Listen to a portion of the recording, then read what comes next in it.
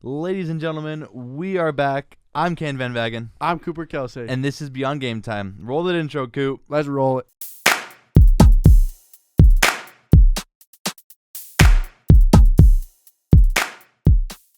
Ladies and gentlemen, before we get started, I want you to go Instagram, TikTok, YouTube. Go check out Beyond Game Time. That's more of our short form stuff.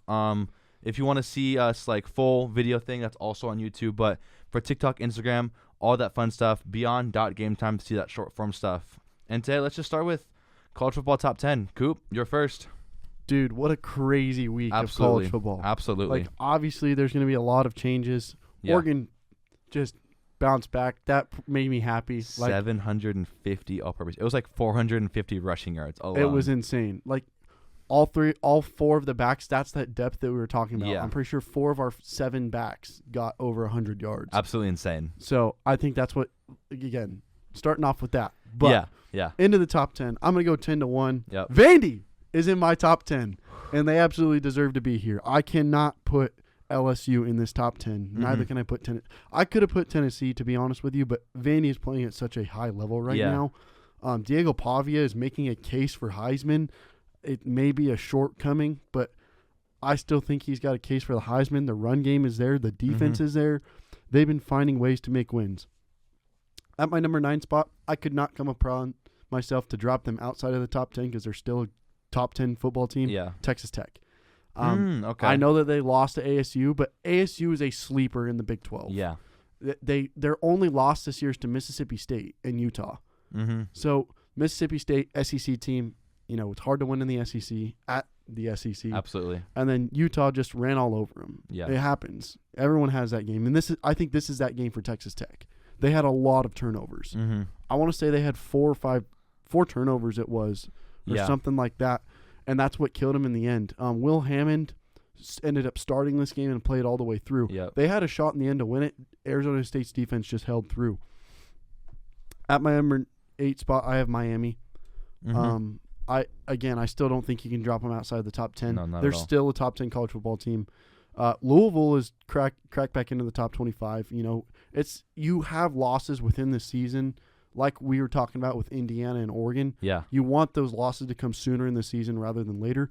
Carson Beck threw 4 interceptions. That's not going to happen every week. No touchdowns. And no touchdowns. You're not going to have that TD to interception ratio every week. Mm-hmm. That's why you have to look at more than just what the numbers say. Yeah. Like Carson Beck has been very consistent this year, and he had an off game. Yeah. He still threw for over 250 pass yards. And then the run game was kind of weak for Miami. Number 7, I got undefeated Georgia Tech. Mm-hmm. I think they're now the leaders in the ACC. Obviously dark horses, but this was kind of a called shot by the guys at College Game Day earlier this year. Georgia Tech could have a chance to run the ACC, and Haynes King literally threw for 300 yards and rushed for over 100. That's insane. And he had 4 touchdowns. Like, that's exactly what you want to see out of a dual threat quarterback. Yeah. And it's a white boy. Yeah. Like, you don't see very many white boy dual threat quarterbacks anymore. Like, the closest thing we've had to that was, you could argue, J. Herb. Yeah. But even then, he was not like 100 yards. Yeah. So that's the kind of thing you like to see. Georgia Tech's got an easy schedule for the rest of the year too. Absolutely. I think that they can fly to the ACC championship at worst, if not win the ACC. Number 6, I got Georgia. It may become controversial because of who I have in front, but I just don't think Gunnar Stockton is capable of winning the SEC. Yeah. Like, it's been very evident that Bama is the hottest team other than Ohio State right now. Mm-hmm. And that Georgia-Bama game was another approval of what I was talking about. And he did look better this last week. Again, who they play? Ole Miss. Ole Miss. Yeah, they look better. He looked very good against Ole Miss, but I still think that, he's just not coming to what you need to be a quarterback in the SEC. Yeah. Like, you have Garrett Nussmeier. Obviously, he's not doing well either.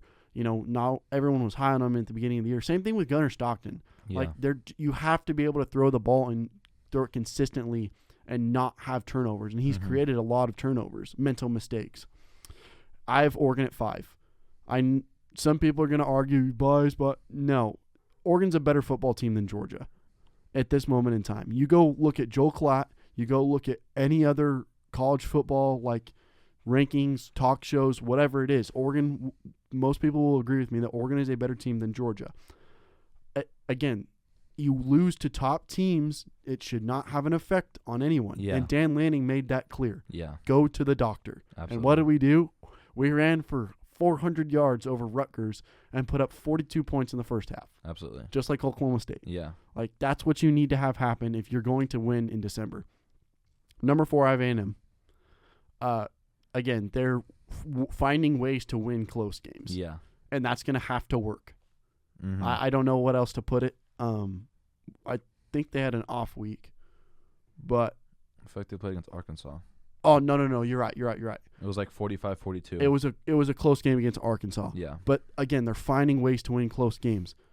You know, Marcel Reed is another dual threat guy that you have to watch out for. Absolutely. And he creates plays that are going to win games. It's Patrick Mahomes-esque. It's not Patrick Mahomes meat writing. Yeah. But, you know, you don't have to necessarily be the superstar quarterback who throws for 400 pass yards every week. Mm-hmm. You know, you find ways to win games. 180 yards, 85 yards, and 3 touchdowns is going to look better than 400 pass yards and 4 picks. Yeah. Like, it's plain and simple. My number 3 spot, I have Bama. Hottest team in college football behind Ohio State. Ty Simpson has emerged and solidified himself atop the Heisman race. He has looked like the number 1 quarterback to go in this draft class. Or actually, is Ty Simpson even eligible? I don't think so. He may not be. Let's see. He's a junior. He's eligible. Okay, so he's definitely emerged as one of the top prospects. You know, Bama's run game has been outstanding too. Their defense, as always, has looked very sharp. They absolutely throttled last week, or were they off? Yeah, they did. Sorry, I was like shaking my head because I was talking about Tennessee and they got absolutely throttled. Tennessee had no chance in that game. Again, like this is classic Alabama football. I think it's better for Bama to be inside the top 10 than it is outside the top 10. Absolutely. Like it makes it a little bit more realistic and normal compared to some of the crazy stuff we've seen. We like what we've seen. Don't get me wrong. But absolutely. Bama being inside the top 10 and like other teams like Penn State falling off, Florida State falling off, all these big programs, you know. Number 2, Indiana. Plain and simple. You cannot move them down insignificantly. Wrong word choice, sorry. Consequentially, from the Miami loss, they move up to number 2. Like we said, nobody was going to really move anywhere until we saw anything else. And then Indiana walks out here, and they absolutely walked all over. Who did they play against, bro? Why are we like casuals for this? Let me look. Sorry, guys. Oh my gosh. We are a little bit of casuals. Long week. It was a long week. And it's midterms this week, so it's a lot of Michigan State. Okay, yeah. They beat Michigan State. But again, Michigan State's 0-4 in the Big Ten, but one of their lower scoring games on the year. Yeah. But Fernando Mendoza had 332 yards and 4 touchdowns. He had 4 incompletions. Yeah. Like, absolutely insane. That's exactly what you want to see out of your quarterback. Again, making his case for the Heisman. Yeah. But, again, moving into the number 1 spot, obvious, number 1, Ohio State. You know, there is no derailing this team right now. Not at all. I think the only chance you're going to get to see it is come November 29th in the game. Yeah. Like, that's the only chance. They may finish 12-0 or they may finish 11-1. Remember, ladies and gentlemen, Ohio State hasn't beaten Michigan in 5 years. Yeah. 5 years. That's 2019, Caden. Unless UCLA wants to do something funny and Jerry Newhouse wants to beat Ohio State. If UCLA wins out, they will be the 1 seed in the Big Ten championship. Yeah, absolutely. And 8-4 UCLA in the Big Ten championship because they won 9 consecutive conference games. Yeah, crazy. All right, Caden, what's yours? Yeah. So actually, I got a sleeper at number 10, and I'm gonna put BYU Cougars in my number 10 spot. That's not a sleeper. I had Vandy, and I was like, I think BYU played such a more phenomenal game against that Utah offense. They absolutely just like they played so super well. That was a heck of a game, by the way. Also, the Holy War might be, in my opinion, one of the best uniform matchups ever. You saw my private story. Yes, bro. Like just seeing the red defense and Crips the blue versus offense, it looks so it looks so sick. And I think that we'll throw a clip up for you guys. Yeah, ladies and they gentlemen. played phenomenal. 24-21 against that Utah offense. Bachmeier played a little slow. He had 166 receiving yards, 1 touchdown. Held Dampier to. Honestly, Dampier wasn't their leading rusher, and we know how Dampier knows how to rush with the Utah offense. Absolutely. And we know that Kalani Sataki can like lead this BYU defense. He's a defensive guru. So I think they deserve that 10 spot. Mini Bill Belichick. Yeah, absolutely. And then 9 spot, I have the Hurricanes. Okay. This was the team where when you're talking about you can't drop them out of the Big Ten, the top 10. I thought that you were going to say Miami. I don't think you can drop Miami out of the top 10. Sure, that was a rough game from Louisville. You can't. And I know we talked about Carson Beck a couple episodes ago of how like well he's playing and how like much better it is. But I think this was the game where it's like you can't play like this for this. Like we're entering this part of the season where he needs to like start showing how to play well. Right. And I'm again like we were big Carson Beck haters early on in the year. And he disproved us with that. Absolutely. But this is that point where you cannot let he's his own the beginning of the season get into your head. Yes. And then so they're my 9. 8 spot I got Georgia Tech Yellow Jackets. I think Georgia Tech played phenomenal. For like you said, Haynes King is White Boy of the Year. Absolutely insane. 300 whatever passing yards, 100 rushing yards. Like I think that they are going to lead the ACC and win the ACC championship. I don't know. Jerry Neuheisel might be the White Boy of the Year. Yeah, we don't know. It's crazy. 7th spot, I actually do have Ole Miss. I don't have Texas Tech in my rankings this week because I just think that loss was really bad. I know Sam Levitt's back with ASU and they still got Jordan Tyson, but I think that Ole Miss game was such a thriller between Georgia and Ole Miss. Trinidad Chambliss threw for 263 passing yards, rushed for 42, had 2 rushing touchdowns and 1 passing touchdown. And I was watching the highlights of that game a couple days ago, and like the first half of that game, Ole Miss was absolutely cooking. Yeah. And we know this now. Georgia can't die. Georgia is literally immortal. They had 9 lives. They cannot die. Doesn't matter how much you are up at half. Like Georgia's gonna win the game. It was 21-20 at half. Ole Miss was winning, and Trinidad Chambliss was absolutely dealing in the first half. And Gunnar Stockton, actually I'll get to that in a second. But Trinidad Chambliss plays well. I think loss from Ole Miss, that Georgia team, is not a bad loss at all. That Georgia defense is insane in the second half. That's fair. Moving straight into it, 6th spot, I got Georgia. I got them back to back. Honestly, I think our 6-1 is the exact same. But so I got Georgia in my 6th spot, and like I was about to say, Gunnar Stockton threw for almost 300 passing yards off of 5 incompletions and 4 touchdowns. He played phenomenal in this game. Zachariah Branch was the leading receiver of 71 yards off 88 catches. And this Georgia offense, I think it was 5 or 6 players had over 50 rushing yards, which isn't a lot in reality, but 5 players with 50 rush yards is 250 rush yards in the game. Yeah, so they had 200.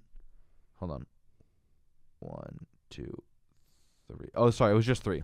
So they had 220 rushing yards throughout the game. Nate Frazier had 72, Chauncey Bowens had 61, and Gunnar Stockton ringing in with 59. So each averaging around 4 to 5 yards per carry. Absolutely insane from this Georgia offense. And Kirby Smart knows what he's doing. He's been coaching for so long. He can make this defense so well. They had 17 points in the 4th quarter. Ole Miss had none. That Ole Miss defense, Georgia defense absolutely shut down that Ole Miss offense. Moving in to my 5th spot, I got the Ducks. Yeah, bias, blah, blah, blah, whatever. I think the Ducks played phenomenal football, bounce back game. And, I think their defense is in a great spot. Their offense is in a great spot. Run game is looking beautifully. Oh my gosh, bro! Noah Whittington had 3 carries. Yeah, I wish they spread the ball out more and threw the ball more. But if Dan Lanning wants to run the ball and Will Stein wants to call those run plays, then we can do it. If we can get the O line behind Isaiah World, Pregnon, and that on that side, absolutely disgusting. There's a reason that we're always not always consistently in the running for the Joe Moore Award. Yeah. The offensive line, like Heisman, basically. Yeah, exactly. Moving to this 4th spot, I do have A&M, and I was honestly contemplating putting them at 3, but but only reason I did not put them at 3, and from other obviously for the 3rd spot, you know who it is, Yeah. But that's another reason. But the one big reason why I did not put them at the 3 spot and they're at the 4 spot for me is their defense. Their defense is atrocious. That's what's been holding me back. The offense is one of the best in the country. Their Yeah. efficiencies are through the charts. It's just the defense is where they're getting held back. They're Absolutely. having to they're forcing the offense to win close games. Yeah, Marcel Reed is a phenomenal quarterback. Concepcion Craver on the outside, phenomenal receivers. But just letting Arkansas put 42 on you and making Marcel Reed score 45 points in the game. Sure, he can do it, but like that's not what you want from like an SEC school, where like he's gonna have to go through like these big teams leading up. Let's see. I'm gonna pull up their remaining schedule here, and it's gonna be honestly not that bad. They got LSU to this weekend. That's gonna be a good game, and then Mizzou, and then South Carolina, then Samford, and then Texas to round it out. So I think that they have a shot to go up against probably Bama or Georgia, unless Georgia or Bama goes. But Bama or Georgia in the SEC championship. I would say right now, I want to say it's Bama and Texas A&M right now that are leading the SEC. It is 7-0, both 4-0 overall. But Bama just has that one loss to FSU in the beginning of the season. But Speaking of Bama, I got them at 3. I think Ty Simpson is probably going to win the Heisman this year. I talked about it in one of the first episodes when he played against FSU. Like he didn't look good, but he's like cracked his shell, opened up, and like he's played phenomenal football recently. Kalen DeBoer has finally like settled in as that coach. We talk about how Kalen DeBoer is letting Nick Saban's empire crumble, but I think he's holding it up right now. And apologies, ladies and gentlemen, that we hate on Kalen DeBoer so much. It's just he cooked us. It's the Washington hate. It's the Washington hate. And I honestly didn't think he was a good coach, like in the beginning of the season and stuff like that. But I think he's finding his stride now. Yeah. Michael Penix is what beat us, not Washington. Yeah, absolutely. We can accept that. Yeah. So I think Bama has a shot. Honestly, if you ask me who the 2 best teams are in the nation right now, it's Bama and Ohio State. I can agree with that. I think Bama has a shot to win the Natty this year. I absolutely they have a shot every year. Yeah, don't get me wrong, Caden. I don't understand. Like it's just last year was a fluke. Yeah, it's crazy. And then 2 spot Indiana. Surratt receiver on the outside. Just they love throwing the back shoulder deep balls, deep fade, and deep fades, or even just like front boxes on the red zone or back. Like comebacks on the red zone front boxes. And Mendoza played phenomenal. I know I've talked about how I don't think Mendoza's not a good quarterback, but showed out against Oregon. Shown out this week, like you said, against Michigan State. And they have a big game this week against, not a big game, but like everyone's hyping up against UCLA. So it's because at the Rose Bowl, yes, it would be the funniest thing ever if they beat Penn State and Indiana in the same season, and then Ohio State, and that'd be crazy. That would, how happy that would make me. That would that'd be great. So I think Indiana is a phenomenal team, and I think they're playing well right now. And I think Kurt Cignetti is a phenomenal coach, and he just signed a massive deal, like 8 years. He's not going nowhere. Secured that bag. Yeah, absolutely. He got that money rolling in, not going nowhere. And like we said, 1 spot, Ohio State Buckeyes, and they're just rolling through teams. There's no reason to move them down at all. No reason. And I think they're the best team in the country right now. 100%. Yep. All right, ladies and gentlemen, we got a little special segment for you here. Absolutely. National title hopefuls. Yep. Caden and I are going to draft 6 teams apiece. Yep. Who we think has the best shot to win the Natty. Rock, paper, scissors. 1 out of 1. Rock, paper, scissors, shoot. Rock, paper, scissors, shoot. Dang it. All right. Wait, hold on. Let's decide now. Are we just going to go back to back or snake draft? Back to back. Okay, back to back. Cool. Awesome. I don't like snake in this alternate in a 2-person. Yeah. Snake is weird. Okay, cool. You can't just go boom, boom. Yeah, okay. All right. My number 1 is going to be Ohio State. Yeah. Yeah. It's obvious. They're clear. Julian Sand has come around from that Texas game. This is the beauty of college football is you grow from your first week to your second week, third, fourth, so on. It's outrageous. I love it. So I get my next pick is going to be I'm going to pick Bama for my hopeful to pick to win the Natty this year.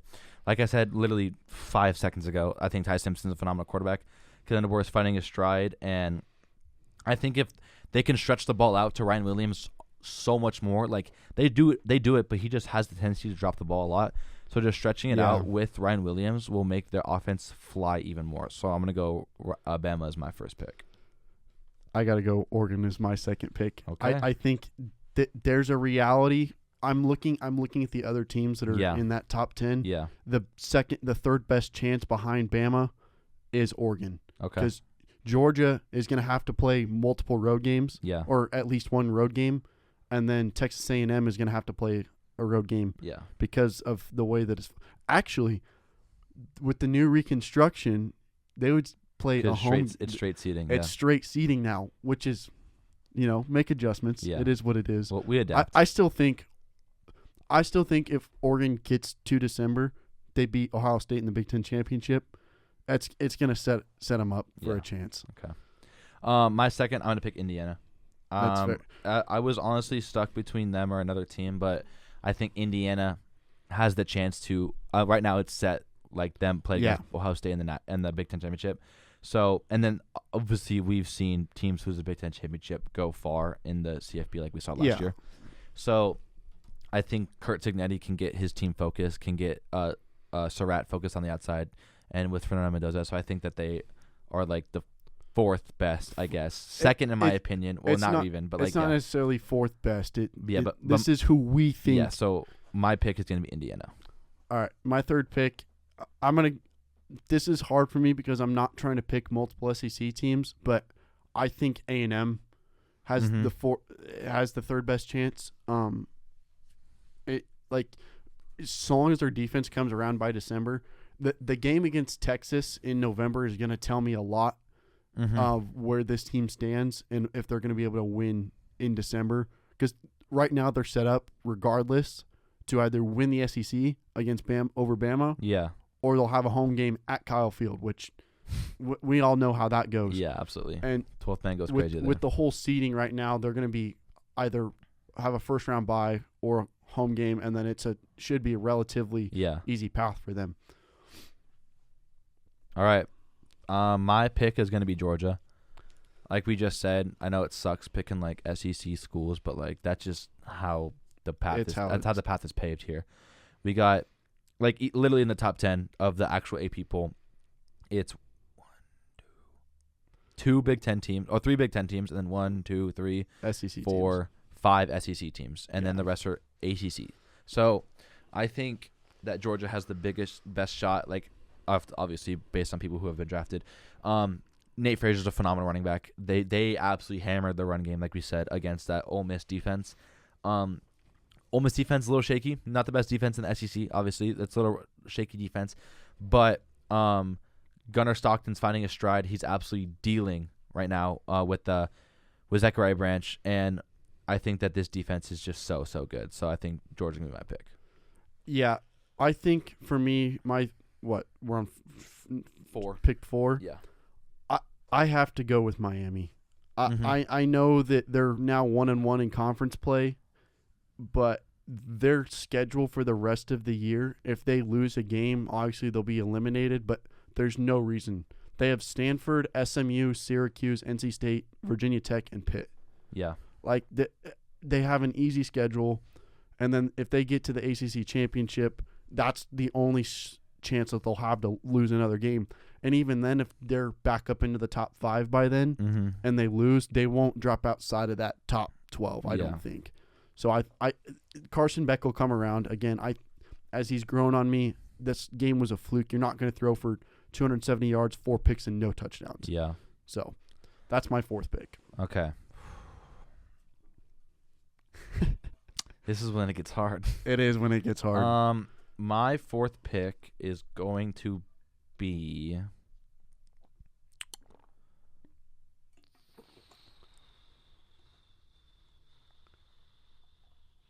I'm picking BYU. Oh. I don't know, dude. Because, like, not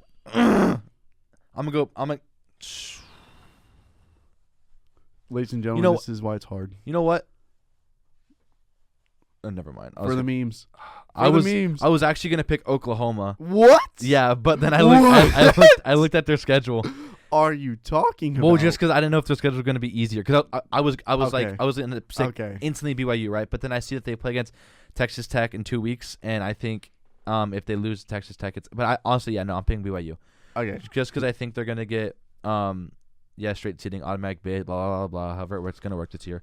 Iowa State, Texas Tech, TCU, Cincinnati, UCF. So they have one more test to finish out this season, but the game is in at Texas Tech, so it's gonna be a little rough game.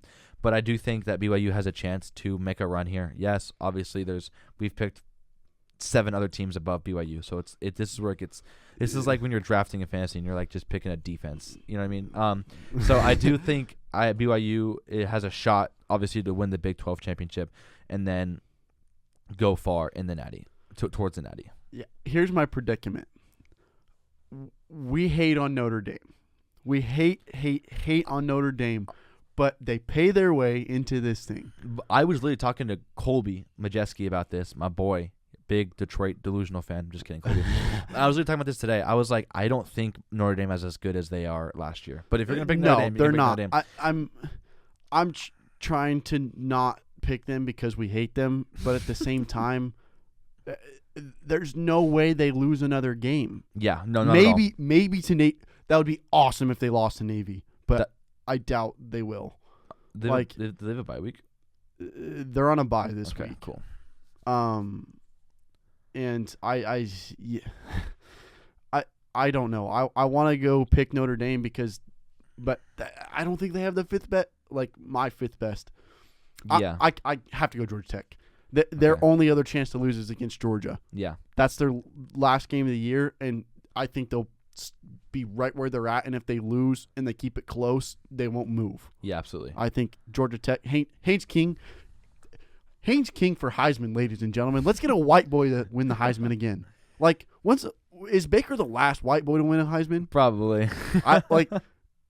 Yeah, because it was last year was, oh my gosh, Travis Hunter. Oh yeah, Trav, and then 23 Jane was Daniels. Jane Daniels. 22 was we're casuals. 22. Oh my god. Okay, so 2020. I know 2020 was Devonta 22 Smith. was Caleb Williams. 22 was Caleb Williams. 21 was Devonta Smith. I thought. Did he win back to back? Because I thought he won 20 also. Oh, Guys were casuals. Did Mac Jones win a Heisman? No. Oh, no, I think he did. He not? I swear he did. Maybe he did. It's either Devonta Smith, Mac Jones, or Mac Jones, Devonta Smith. Oh no, Bryce Young was Bryce 21. Young. That's right. Bryce Young. Joe Burrow won in 2019. Yeah, Joe Burrow won in 2018. And then it goes Kyle. And then Devonta Smith won in 2020. Yeah, so then Joe Burrow was the last white boy to win it, and then it was Baker. Yeah, no, I can't. How do we forget about Joe Burrow? Joe Shiesty. I'm sorry, Joe. Yeah. Yeah. I'm actually gonna pick Notre Dame. That's because of their schedule, and they're gonna get a bid, and I think Marcus Freeman's a phenomenal coach. I do like Marcus Freeman a lot, and we saw how he played last year with Riley Leonard, and last year again wasn't high Notre Dame, but they went to the Natty last year. So if CJ Carr, a young kid, I'm pretty sure he's a freshman. He is a freshman, 6'3", 210, freshman. If he can get settled in those big environments, then I would see them going to the Natty. Absolutely. All right, final pick, Coop. All right. Give me my boys down in Miami. Give me, actually, Tampa Bay. Give me the South Florida Bulls. I want to see a group of 5 win a Natty, bro. You know how funny that would be? Yeah. I mean, these boys have been on an absolute tear. Bro, they dropped 63 points against a 5-0 North Texas team, and then followed back with a 48-13 win over FAU. Mm-hmm. This is nuts, bro. They play Memphis this week, which they just dropped out of the top 25. But it's been insane that the run that this team has been on. Yeah, absolutely. Okay, 12-team playoff. So let's think about it.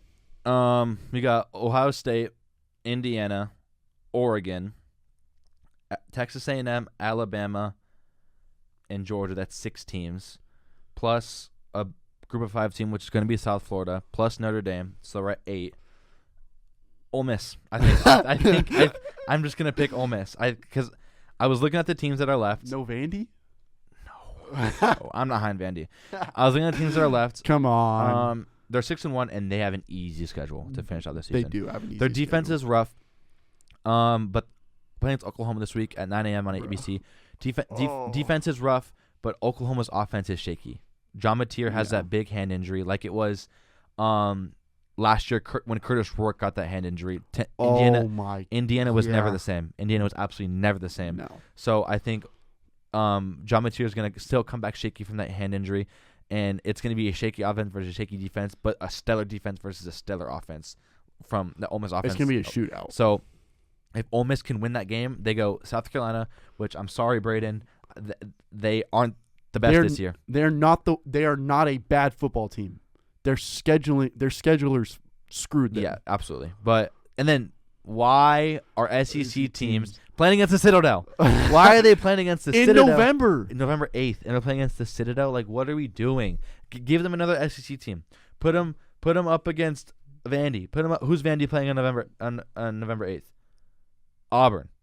Screw that. give Ole Miss to Vandy. Like, give them a good game. And then they go Florida, then they go Mississippi State. Like, I think Ole Miss has a chance to make it to as a 12 seed, 11 seed, 10 seed, and has a shot to win the Natty. Yeah.